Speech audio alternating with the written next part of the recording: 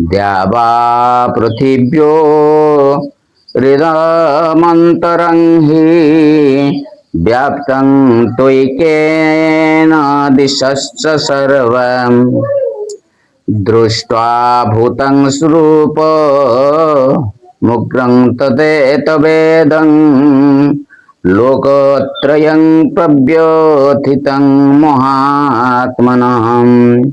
हे महात्मन, स्वर्ग और पृथ्वी मध्य थिबा एई संपूर्ण आकाश तथा समस्त दिग एकत्र आपणक द्वारा ही परिपूर्ण होईछि तथा आपणकर यही अलौकिक ओ भयंकर रूप देखि त्रिलोक अत्यंत भୟରେ थरहर हेउचंती। यही श्लोकर तात्पर्य कौन? महात्मन संबोधन द्वारा भगवान को समग्र विश्वर महान आत्मा बोली कही अर्जुन कहउचंती आपणकर एही विराट रूप एते विस्तृत जी स्वर्ग और पृथ्वी मध्य थिबा एही संपूर्ण आकाश तथा समस्त दिग ताहा द्वारा ही व्याप्त होईछि।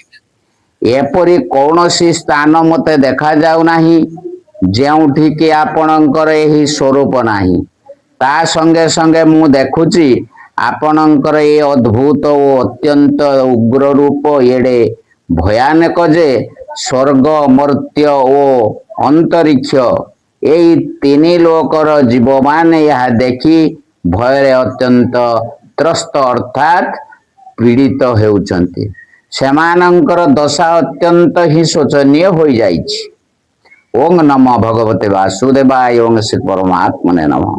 ओं अमी हि त्वां सुरसंघा विशन्ति केचिद्भीता प्राञ्जलयो गृह्णन्ति स्वस्तीत्युक्त्वा महर्षि सिन्धसंघा स्तुवन्ति त्वां स्तुतिभिः पुष्कलाभिः। हे देखंतु जे सेई देव समुदाय ही आपणक मध्यरे प्रवेश करुचंती ओ केतेक करपत्र जोड़ी आपणक नाम ओ गुण उच्चारण करुचंती तथा महर्षि ओ सिद्ध समूह कल्याण हेउ कई उत्तम उत्तम स्तोत्र मान द्वारा आपणक स्तुति करुचंती। सुर संघा सहित अमी विशेषण देई से माने ही आपणक मध्यरे प्रवेश करुचंती बोली कहिबार अभिप्राय कौन?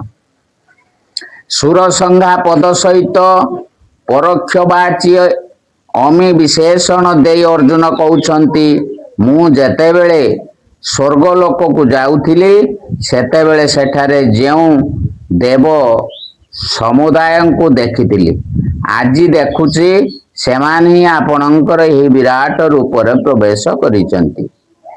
केतेक भयभीत होई करपत्र जोड़ी आपणक नाम ओ गुण उच्चारण करुछंती। ये कथनर भाव कौन?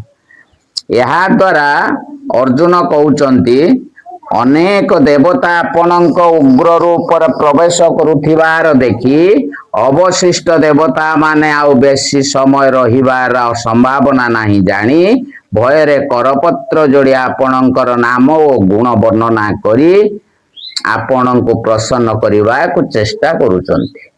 महर्षि सिद्धसंघा केउ मानक वाचक सेमाने समस्तंकर कल्याण हेउ बोली कही विभिन्न उत्तम उत्तम स्तोत्र द्वारा आपणको स्तुति करुचंती बोली कहिबार अभिप्राय कौन? मरीचि अंगिरा भृगु आदि महर्षि मानकर एवं जना अजना सिद्ध मानकर जेते भी विभिन्न समुदाय अछंती एठारे महर्षि सिद्ध संज्ञा पदटी हेउची सेई समस्तंकर वाचक। सेमाने समस्तंकर कल्याण हेउ कही उत्तम उत्तम स्तोत्र मानक द्वारा आपण को स्तुति करुचंती। एई कथन द्वारा अर्जुन जनाई देउछंती आपणक तत्वर यथार्थ रहस्य जानिथिबारु सेमाने आपणकर एही उग्र रूप देखि भयभीत हेउ नाहांती ବରଂ ସମଗ୍ର ଜଗତର କଲ୍ୟାଣ ପାଇଁ ଯଥାର୍ଥ ପ୍ରାର୍ଥନା କରି ଅନେକ ପ୍ରକାର ସୁନ୍ଦର ଭାବମୟ ସ୍ତୋତ୍ର ଦ୍ୱାରା ଶ୍ରଦ୍ଧା ଓ ପ୍ରେମ ପୂର୍ବକ ଆପଣଙ୍କର ସ୍ତବ ଗାନ କରୁଛନ୍ତି। ଏହା ମୁଁ ଦେଖିପାରୁଛି। ओं नमो भगवते वासुदेवाय ओं परमात्मने नमः। ओं रुद्रादित्या वसवो जे च साध्या विश्वे अश्विन्यो मरुतश्चोष्मगापाश्चम् गन्धर्वजख्या सुरसिन्धसङ्घाम् दीक्षन्ते त्वां विस्मिताश्चैव सर्वे। ଯେଉଁ ଏକାଦଶ ରୁଦ୍ର ଓ ଦ୍ୱାଦଶ ଆଦିତ୍ୟ ତଥା ଅଷ୍ଟବସୁ ସାଧ୍ୟଗଣ ବିଶ୍ୱେ ଦେବମାନେ ଅଶ୍ୱିନୀ କୁମାର ଦ୍ୱୟ ତଥା 49 ମରୁତଗଣ ଓ ପିତୃ ସମୁଦାୟ ତଥା ଗନ୍ଧର୍ବ ଯକ୍ଷ ରାକ୍ଷସ ଓ ସିଦ୍ଧମାନଙ୍କ ସମୁଦାୟ ଅଟନ୍ତି। ସେ ସମସ୍ତେ ବିସ୍ମିତ ହୋଇ ଆପଣଙ୍କୁ ଚାହୁଁଛନ୍ତି। ରୁଦ୍ରା ଆଦିତ୍ୟ ବସବ ସାଧ୍ୟା ବିଶ୍ୱେ ଅଶ୍ବିନ୍ୟ ଓ ମରୁତ ଏସବୁ କେଉଁ କେଉଁ ଦେବତାଙ୍କର ବାଚକ। 11 ରୁଦ୍ର 12 ଆଦିତ୍ୟ 8 ବସୁ 49 ମରୁତ ଏହି 4 ପ୍ରକାର ଦେବତାଙ୍କ ସମୂହର ବର୍ଣ୍ଣନା ତ 10ମ ଅଧ୍ୟାୟରେ 21 ଓ 23 ଶ୍ଲୋକର ବ୍ୟାଖ୍ୟାରେ ଏବଂ ତାର ଟିପ୍ପଣୀରେ ତଥା ଅଶ୍ୱିନୀ କୁମାରଙ୍କ ବର୍ଣ୍ଣନା 11ଶ ଅଧ୍ୟାୟରେ 6ଠ ଶ୍ଲୋକରେ ଟିପ୍ପଣୀରେ କରାଯାଇ ସାରିଛି। ତେଣୁ ଏହା ସେଠାରେ ଦେଖିବା ଉଚିତ। ମନ ଅନୁମନ୍ତା ପ୍ରାଣ ନର ଜାନ ଚିତି ହୟ ନୟ ହଂସ ନାରାୟଣ ପ୍ରଭବ ଓ ବିଭୁ ଏହି 12 ଜଣ ସାଧ୍ୟ ଦେବତା ଏବଂ କୃତୁ ଦକ୍ଷ ଶ୍ରବ ସତ୍ୟ କାଳ କାମଧ୍ୱନି କୁରୁବାନ ପ୍ରଭାବାନ ଓ ରୋଚମାନ ଏମାନେ ବିଶ୍ୱେ ଦେବ ଆଦିତ୍ୟ ଓ ରୁଦ୍ର ଆଦି ଦେବତାଙ୍କର 8 ଗଣ ଅଛନ୍ତି। ସେମାନଙ୍କ ମଧ୍ୟରୁ ସାଧ୍ୟ ଓ ବିଶ୍ୱଦେବାଙ୍କର ମଧ୍ୟ 2ଟି ବିଭିନ୍ନ ଗଣ ଅଛି। ଉଷ୍ମପା ପଦ କେଉଁମାନଙ୍କର ବାଚକ? ଯେଉଁମାନେ ଉଷ୍ଣ ମାନେ ଗରମ ଅନ୍ନ ଖାଆନ୍ତି ସେମାନଙ୍କୁ ଉଷ୍ଣପା କହନ୍ତି। ମନୁସ୍ମୃତିର 3ୟ ଅଧ୍ୟାୟର 237 ଶ୍ଲୋକରେ କୁହାଯାଇଛି ଯେ ପିତୃମାନେ ଗରମ ଅନ୍ନ ହିଁ ଖାଆନ୍ତି।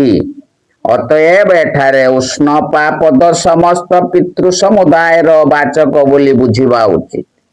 ଗନ୍ଧର୍ବ ଯକ୍ଷାସୁର ସିଦ୍ଧ ସଂଜ୍ଞା ଏହି ପଦ କେଉଁ କେଉଁ ସମୁଦାୟର ବାଚକ?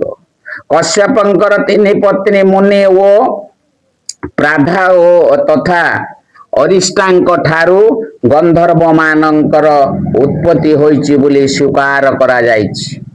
ଏମାନେ ରାଗ ରାଗିଣୀ ସମ୍ବନ୍ଧୀୟ ଜ୍ଞାନରେ ନିପୁଣ ଏବଂ ଦେବଲୋକର ବାଦ୍ୟ ନୃତ୍ୟ କଳାରେ କୁଶଳ ବୋଲି ଗଣ୍ୟ ହୁଅନ୍ତି। ଯକ୍ଷମାନଙ୍କର ଉତ୍ପତ୍ତି ମହର୍ଷି କଶ୍ୟପଙ୍କର ଖସା ନାମକ ପତ୍ନୀଙ୍କ ଠାରୁ ହୋଇଛି ବୋଲି ଜଣାଯାଏ। ଭଗବାନ ଶଙ୍କରଙ୍କର ଗଣମାନଙ୍କ ମଧ୍ୟରେ ବି ଯକ୍ଷମାନେ ଅଟନ୍ତି। କୁବେରଙ୍କୁ ଏହି ଯକ୍ଷମାନଙ୍କର ଏବଂ ଉତ୍ତମ ରାକ୍ଷସ ମାନଙ୍କର ରାଜା ବୋଲି କୁହାଯାଏ। ଦେବତା ମାନଙ୍କର ବିରୋଧୀ ନିତ୍ୟ ଓ ଦାନବ ଓ ରାକ୍ଷସ ମାନଙ୍କୁ ଅସୁର କୁହାଯାଏ। କଶ୍ୟପଙ୍କ ସ୍ତ୍ରୀ ଦିତିଙ୍କ ଠାରୁ ଦୈତ୍ୟମାନେ ଏବଂ ଅନ୍ୟ ସ୍ତ୍ରୀ ଦନୁଙ୍କ ଠାରୁ ଦାନବମାନେ ଜନ୍ମ ହୋଇଥିଲେ ବୋଲି କୁହାଯାଏ। ରାକ୍ଷସ ମାନଙ୍କର ଜନ୍ମ ବିଭିନ୍ନ ପ୍ରକାରରେ ହୋଇଛି। କପିଳ ଆଦି ସିଦ୍ଧ ମାନଙ୍କୁ ସିଦ୍ଧ କହନ୍ତି। ଏଠାରେ ଗନ୍ଧର୍ବ ଯକ୍ଷାସୁର ସିଦ୍ଧ ସଂଜ୍ଞା ପଦଟି ଏସବୁ ସମୁଦାୟର ବାଚକ।